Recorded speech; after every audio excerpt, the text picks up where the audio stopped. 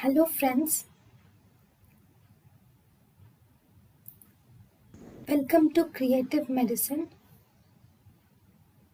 In this lecture, we will learn about Ergotamines.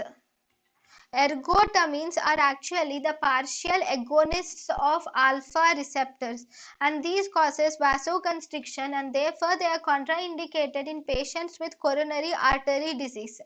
There is ergonovin. Ergonovin has no alpha blocking activity, it has no oxytocic activity. This ergonovin is obtained from claviceps purpura, and this ergonavin will grow on food grains. It will grow on food grains, and the poisoning of ergonavin poisoning is called as Saint Anthony fire. These ergot alkaloids are poorly absorbed orally, and thus they are given with caffeine, because this caffeine will increase the bioavailability of ergot alkaloids. These will increase the analgesia. They are used in acute attack of migraine. Especially ergotamine tartrate is present. This ergotamine tartrate is given as maximum dose of 6 milligrams per day.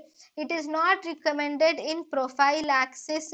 Then we have dihydroergotamine is sometimes used for prophylaxis of migraine.